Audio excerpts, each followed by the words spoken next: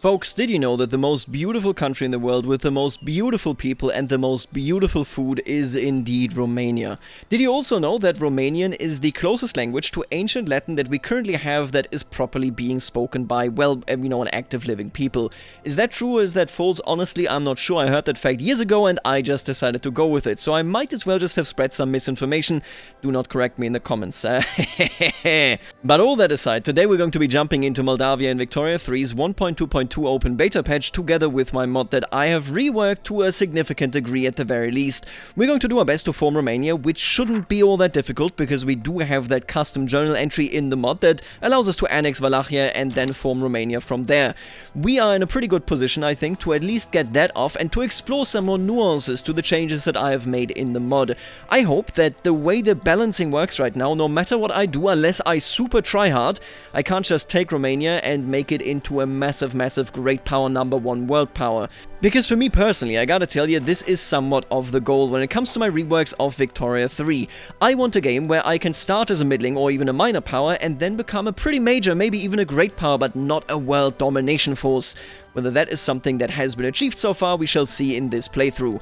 Now, I will tell you right now that I have changed a bunch of things. After the Italy game, I've rebalanced certain things, I've changed some modifiers and some expectations, and most importantly, I think, I've played around with mass migrations. People here will still get angry, but they will also more migrate into, for example, the US, Brazil, and so on, making it so that people can be angry, but then just leave and don't hamper their home nations in permanent revolution, or at the very least with permanent turmoil. Now, the thing that I mentioned in the last video is that things are a bit weird with the United States when it comes to this, because people will migrate here and then, as they did historically, they will settle there with just a chunk of land and make it their home.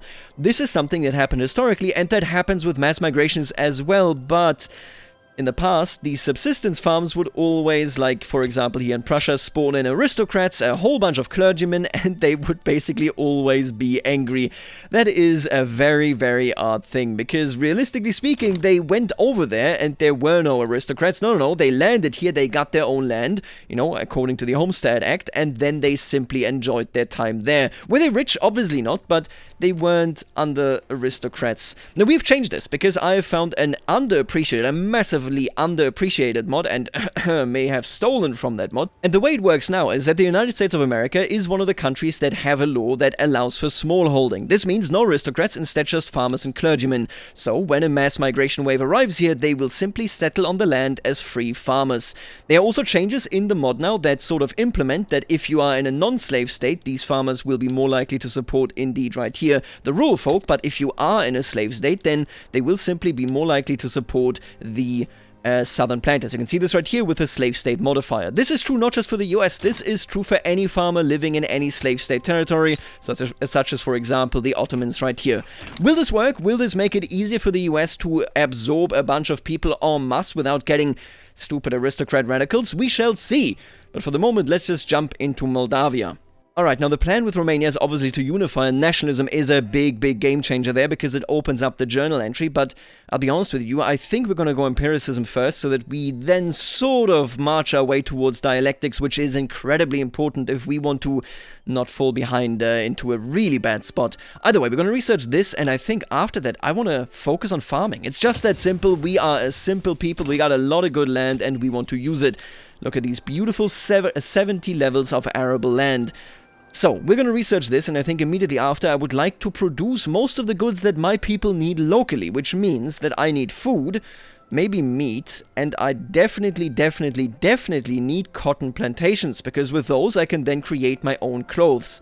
So you know what, I'm just going to start building this. You can see in the mod, any nation gets 10 construction points for free instead of just 5 to make the start a bit easier.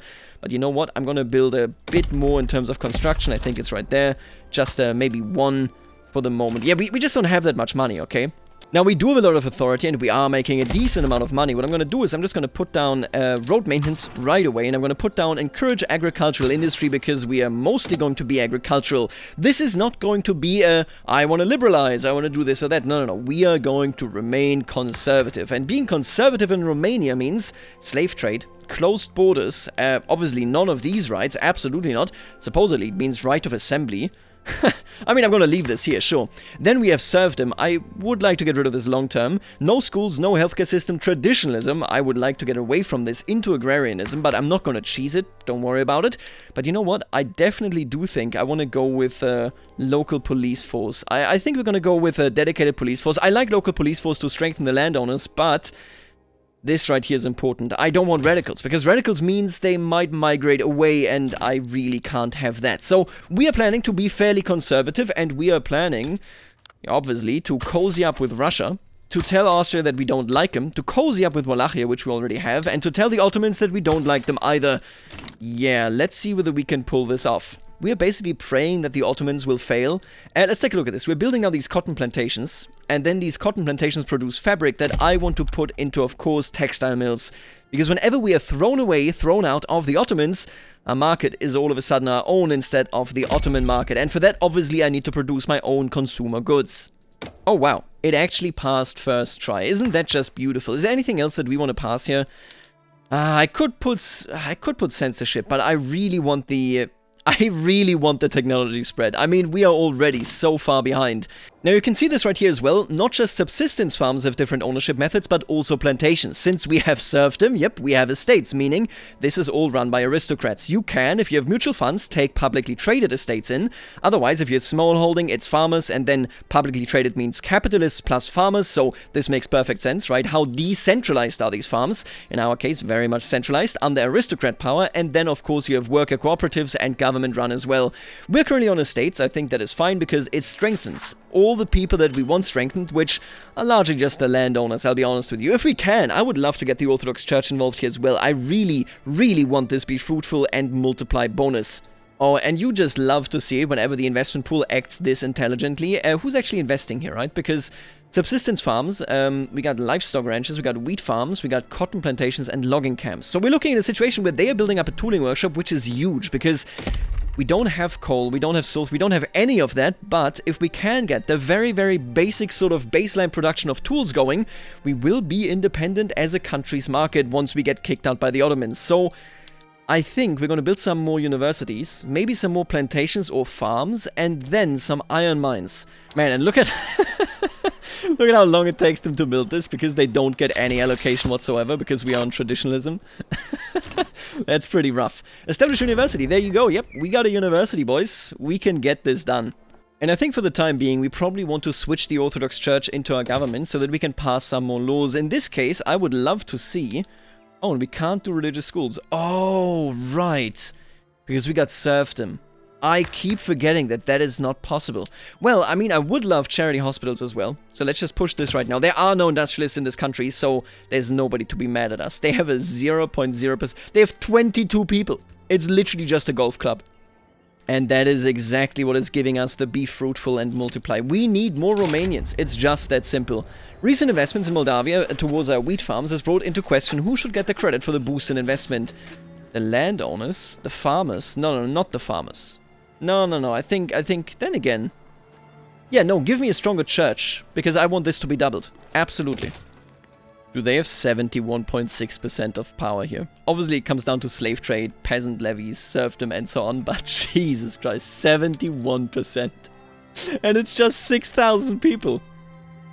1.8% of the population holds 71% of political power here in this country. That is... that must be depressing for literally everybody else. Oh, and I gotta tell you, usually I would choose public enthusiasm here, expedite reform, because this is really good, and we're only at 11.8%, but this right here, 20% of lower strata pops in Moldavia become more loyal? Come on. Come on, that is amazing. And there you go, it has already been passed. Very, very nice. How are we doing on tech, by the way? At 54, obviously, because our technology is not allowing us to do anything better with universities.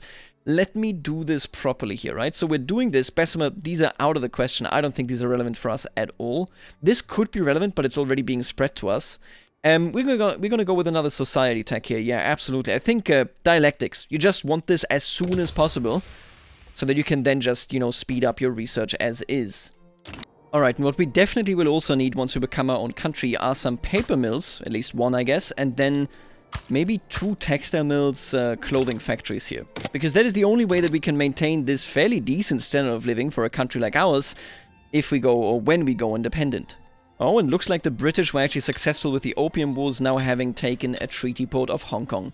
Very nice. I hope to see the Great Qing splinter in this game, because as a middling power, we would then be capable of also actually asserting at least some sort of sphere of influence. Alright, now I'm scared.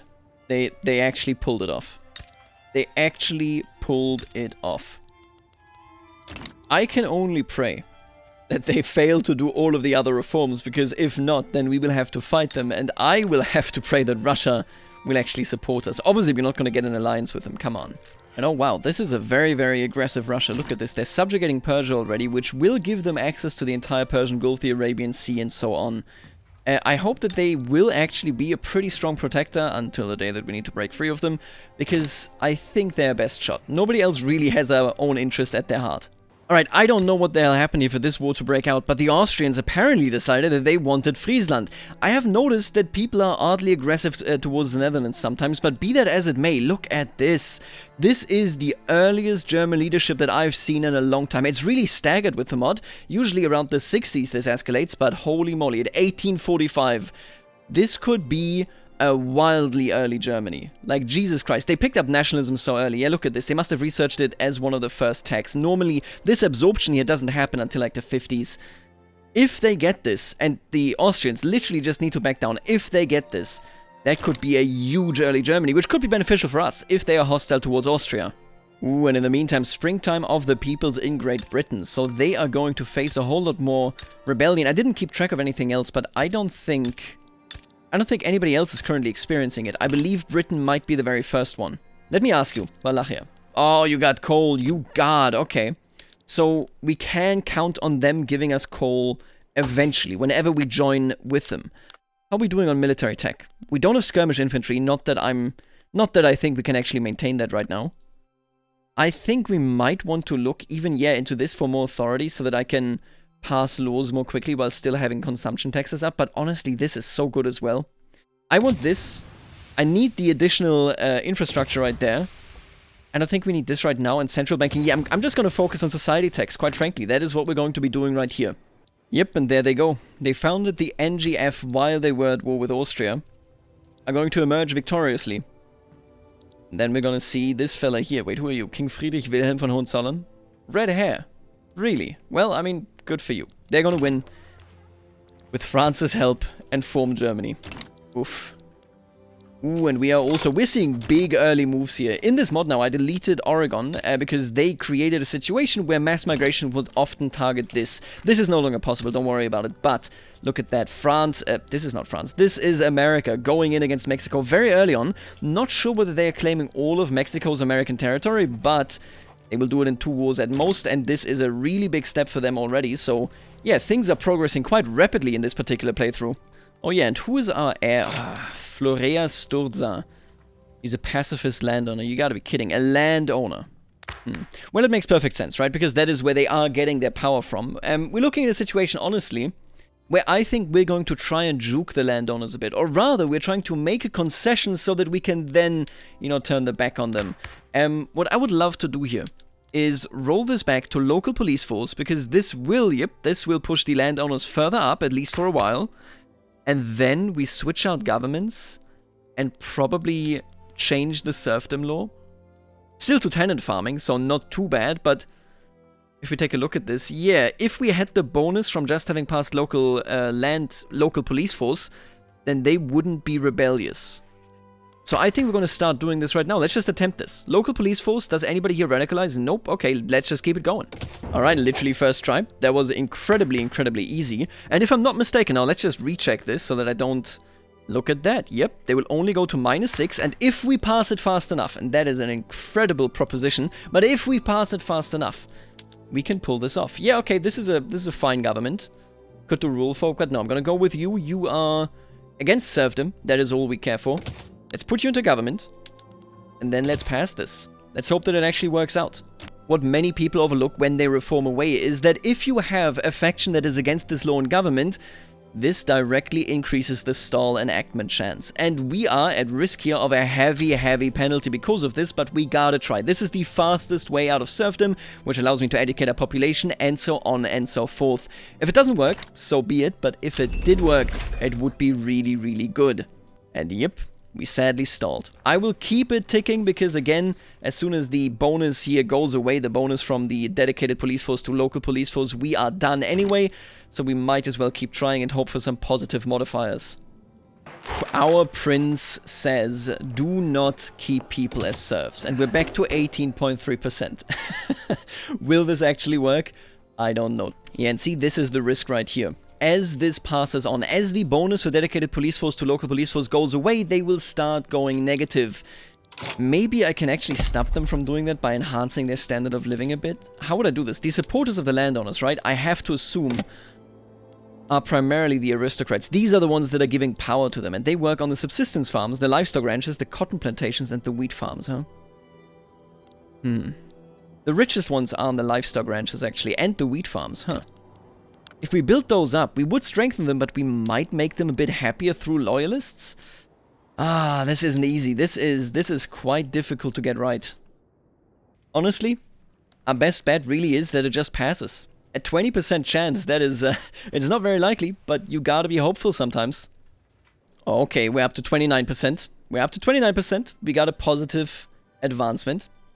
Please, I beg you.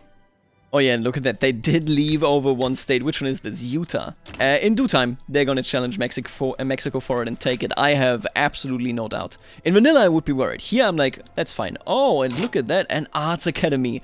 We are becoming high society. Nice. Let's go. Can you believe this? We now have tenant farming.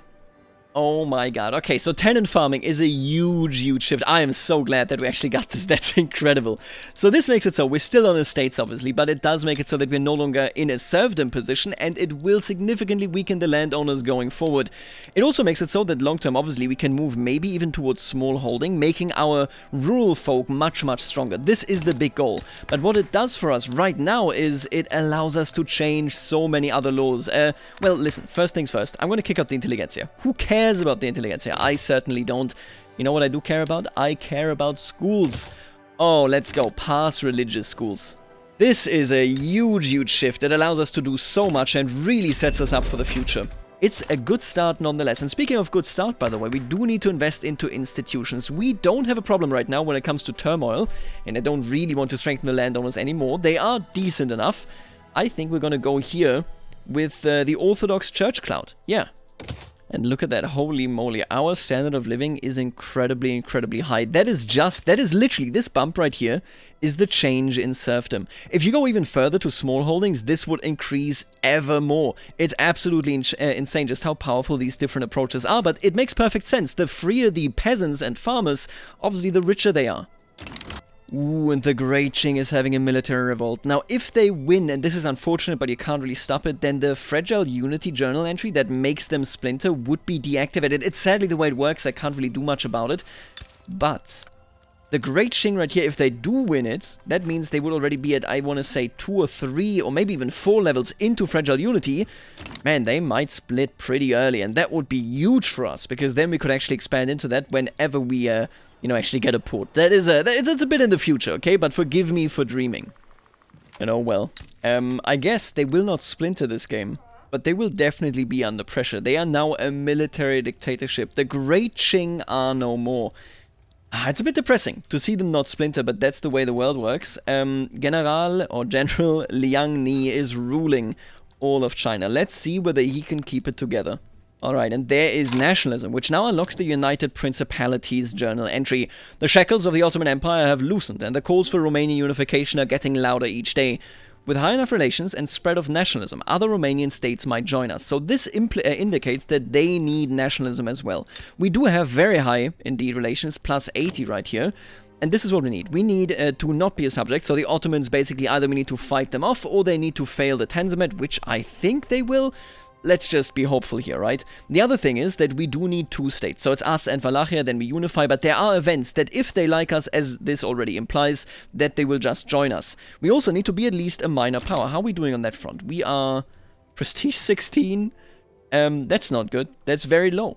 Oh, yep, there you go. They have cleaned it up. The United States of America will very, very soon core all of these, and then they become valid options for mass migrations. Let's just take a look at that. Is there currently anything going on? No mass migrations. I did see one, I believe, here earlier of... Yeah, look at that. Some North Germans have made their way into the United States of America right here. Obviously, they already existed in Ohio, but now they are much more plentiful in all of these regions. Then there are like 2 individuals living up here in North Dakota. Good for them. And they just failed. Okay. They just failed the Tanzimat. 1st of January 1856, they did not succeed. And that is really good, because it now means that Wallachia, Serbia, and us are now independent. Which means that as soon as Wallachia gets nationalism, we could be able to unify. Now, the big question is, what the hell is going on in our market? I think I have built in a fashion that should allow us to actually make sense of this. I'm going to go ahead and assume that obviously some of our market production broke down, right? We're not really producing any of the liquor. Quite frankly, I'm actually going to switch this around. I'm going to switch this... Oh, we can't produce liquor on our farms. That is insane.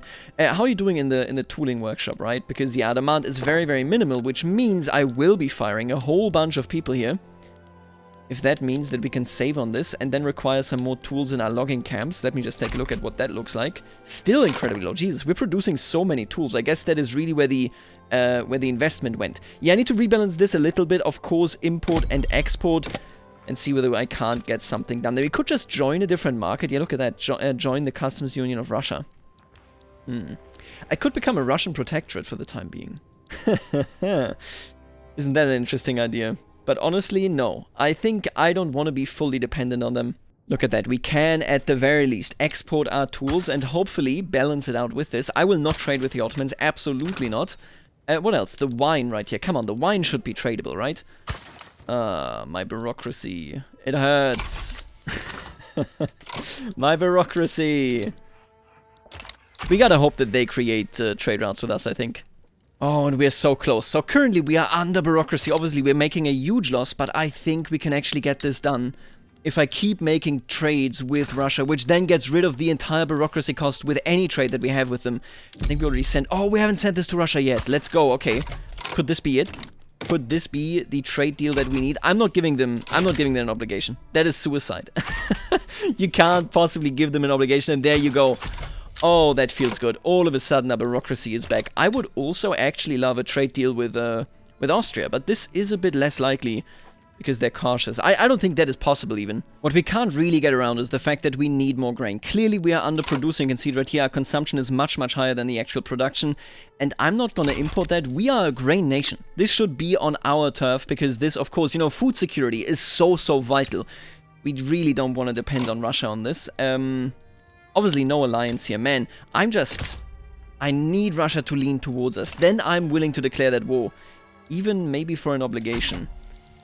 But first things first, we need Wallachia to get nationalism and then we'll be in a pretty okay spot. Right now, let's just get some wheat so that our people can actually eat and we'll go from there. Oh, and look at this interesting development. Land ownership is such a fascinating topic. Right now, there are movements in both the NGF and Austria for land ownership ceilings. There are some restrictions on the overall amount of land that can be owned by a single landowner in an attempt to encourage peasant land ownership. The actual impact that this would have, we can check on our very own land. Let me just go to the subsistence farms. Obviously, this works with plantations as well, but this introduces restricted estates, which introduces a couple of new farmer ownership folks. And this is really important because that way you can sort of satisfy and calm down your lower strata that works on the fields in not yet urbanized territory. Historically speaking, they sort of failed to do this. This is a huge portion of why these people migrated over here into the Americas, because in the United States, obviously, you actually have the small holding organization of farms, which you migrate into and immediately you will own land. It's not going to be the best land, you're not going to have the best life, but you will have a good life. And this is something that now the rural folk are standing up for, which they can't do in the base game, because, again, land ownership is not a topic. I would love to introduce this here eventually as well. If possible, I want this Moldavia, I want this Romania to be an agrarian nation that is, you know, ruled by a fairly rich peasant or / farmer strata. At least I would like to achieve this.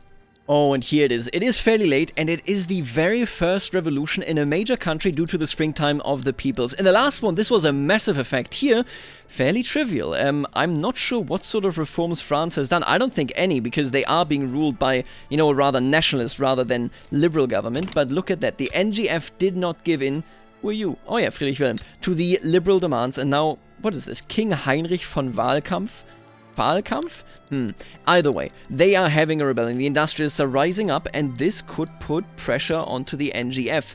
Will anybody jump in here on the side of the NGF? Yeah, usually they want to suppress the revolutions, and if they do, that is literally how it went historically, but this is a fairly late springtime of the people's involvement right there. It's also, again, the first revolution. It's been a fairly stable Europe in this particular playthrough. This sort of variation is obviously wanted as well. What is this? Puppet Guatemala. That's the Monroe Doctrine, I guess. And in the end, the revolution was completely destroyed, and now we have an autocratic, suppressive Germany. I guess that they destroyed the revolution, and then King Friedrich Wilhelm said, and now Germany must follow, and all of a sudden it did. You can see Oldenburg still exists, which is a shame, as well as Holstein. Very difficult to say in English. Well, it isn't the ugliest Germany I've seen. It isn't the prettiest, though. Alright, yeah, here's what we're doing. We're gonna go into atmospheric engine and then railways. This is gonna take a while. But once we have it, around like 1865, 1866, we can import actual engines and then use them for the very first Romanian railways. Alright, Russia is now friendly with us. They are not really accepting of the idea of an alliance, but a defensive pact is already a pretty decent step. Oh, and look at that. Religion, autocracy, and nationality completed. The state of policy of religion, autocracy, and nationality has become the ubiquitous ideology of the Moldavian people. There are few who dare to question the absolute authority of the prince. The Romanian people are supreme, all hail the prince, or the Orthodox Church shows us the way. I like this, but we don't really need any conversion. I like this even more, man. These additional loyalists, I don't know how many they're actually going to be, but 5%? That's insane. Wow, we went up to 408k. That is a huge boon for us here. Oh my god, and it took them long enough, but here we are. Wallachia's petition for unification. The Romanian people have lived separated for far too long. Wallachia has declared its intention to join us in a union of equals. The yoke of foreign powers may no more burden us. Only when this nation stands together as one shall we find the prosperity our forefathers so desired. We can integrate them or we can form a personal union. Historically, it was just a personal union, but I will absolutely integrate them, because I think I will have to clean up their economy just a little bit. But oh god, they got coal. God bless ya, you got coal. Let's get that coal train going. How are you doing in terms of peasants? You still got a whole bunch of them. Let me just rearrange a couple of things here. I think I might just dial back some of the iron production right here. It would in turn also mean that coal plummets. Ah, these are not good options. What is probably the best option is actually to manufacture more steel with this iron, and then starting to export this steel. Right? Because I'm sure that both Russia and Austria need it, which means that if I produce more of it and use more iron, everybody benefits and I don't sit on my iron mines being unproductive. As soon as I have balanced this out fully, which I'm pretty close to, I think, our railways are doing fine now as well, we're going to go to war. And by the way, look at this train going from the north to the south. We are truly connected, and I've destroyed a bunch of buildings here, which is why Bucharest looks like this. Yeah, it's terrible. Alright, but at the very least, I'm now in a situation where I can incorporate you without me going bankrupt. And this incorporation should bring us new taxes and make everything much, much easier. Alright, this is kind of sudden. The United Principality is completed because I became a minor power because I equipped our armies with artillery. Now, is it still very expensive? Oh, for sure. But look at that. Romania, at long last, has been united under our leadership. But there's still much to do for our young nation, to rise to glory and to take its place amongst the powers of the world. This Mica Unida is but the first step on a long march to the future our people deserve. Romania stands tall now, but be on guard, my brothers and sisters, for our ambitions are opposed by those filled with nothing but wickedness. Wake up, Romanian. Moldavia becomes Romania. That makes a lot of sense. We get this modifier. That is neat. And of course, we will receive claims to all Romanian homelands. Folks, I formed Romania. And honestly, I think in the next episode is, yeah, wow, we haven't been at war at all. I'm sorry to tell you folks this, but like, I think the Ottomans are for next episode because, man, oh no, they're not coming in anymore. I think I have to deal with this in the next episode. I want to colonize, I want to create memories with all the friends in the world. But before we end it, I actually want to take a quick look at something. So if we take a look around at the politics here in particular, or rather at the economy, you can see 103 million, 132.